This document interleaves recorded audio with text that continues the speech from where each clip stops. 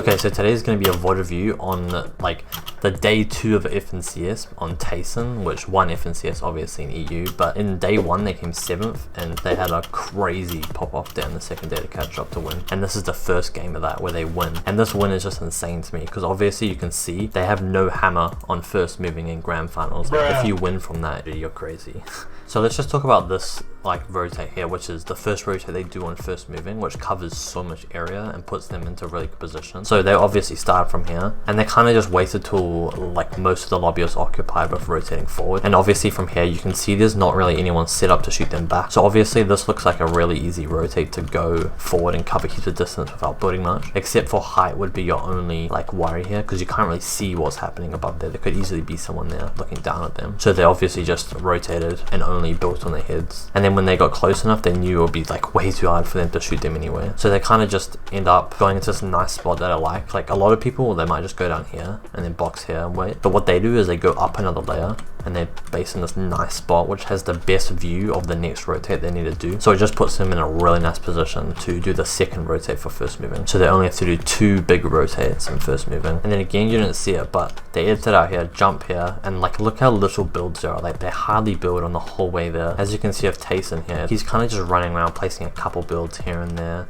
like just parkouring and like being really scuffed on the whole way to the zone. And then here another interesting thing I observed is how I feel like a lot of people, they might go here and then stop and maybe try to fight these people, but before he does that, he actually goes out a couple more boxes just to make sure if zone goes this way or like anyway really, he has a nice and easy like almost guaranteed path to the next zone. So he just makes sure his rotate is safe for the future before he starts to like go for kills and stuff. So you notice he keeps going a bit and then boom, he's got an easy path that way if zone pulls there. And that's also kind of a path to dead side as well, as you can notice. So if zone does go up here, instead of having to rotate up the cliff this way, which is obviously just a mess with all the people and builds from congested side, he can just go out this side and go up and then wait for next zone, and it does go this way, which is good because they set it up for that perfectly. And then here I think they go instantly. He knows he didn't like build like a massive tarp all the way, so he's kind of back behind a couple people. So if he waits too long, people are going to build in front of him and then he's going to miss the easy opportunity. So he's going to take the opportunity that he previously made in the past of building like a pre-established tarp or area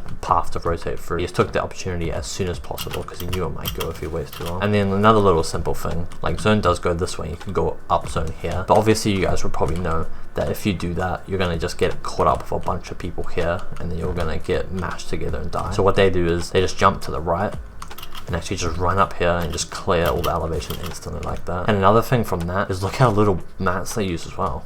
Like so they start from here and they rotated up here, a wall and like 3 ramps, and they've covered so much distance without using any mats. You'll just notice a big pattern they do, like every rotate they're just hardly building and not like going for any crazy plays. Like they're kind of just trying to survive for the first couple moving zones before they get into the position in in-game where it's actually like decently easy to kill people, because it's pretty hard to kill people and get refreshes in the first and second movement. I did notice something pretty interesting here. I'm not sure if this is the reason he did it, but it's still a good point. Is I feel like a lot of people here, they've just been pressured so much. They just keep taking away the time that he has to pop a big pot, but then you notice he still pops a big pot here even when zone's on his back. And I feel like a lot of you guys would just leave the big pot and go. But I think the reason he might be doing this is because he doesn't have much mats. He's got 11 builds. His teammate doesn't really have that bad mats, but still they're not that like chilling on mat, especially the guy that's popping the big bot. So he thinks they're pretty scuffed and they're on the back side, so they know they're probably going to have to get into a fight soon. So I assume he just wants to get to the maximum health possible before they get into a fight, and he's just going to pop the big bot and then use the chugs as a sacrifice so he can be full HP. And then I think as well, this is kind of a little thing, but I feel like they did want to go up on a high layer because when you come into zone late, you don't know where people are and stuff, and usually down, like if you come in late down here, there's so much stuff set up and so much stuff you don't know that you're probably going to get caught off guard and get killed, especially when you're low health coming out of zone. So I feel like they just kind of went up and just built a fat tarp so they can just like regather their forts and like heal up max before they continue, you know. And now this is when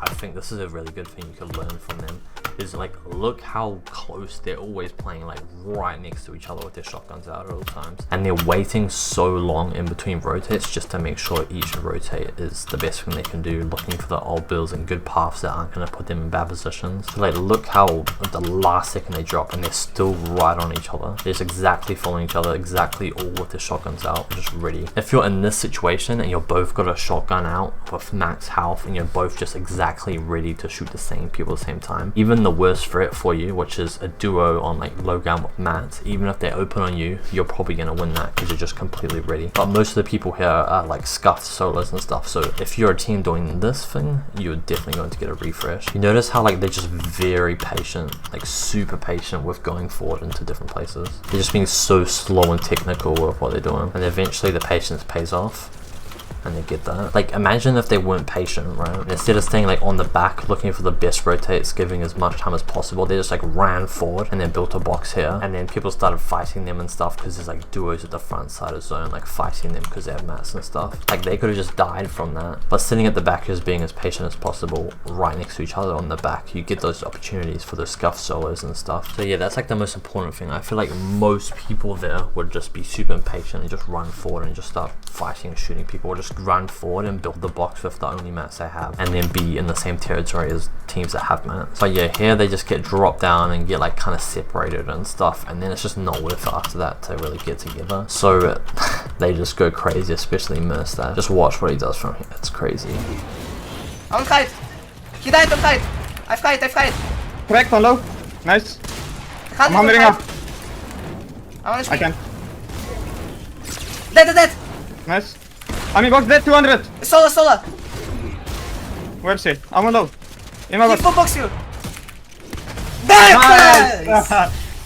I 200 bumped everyone, bro.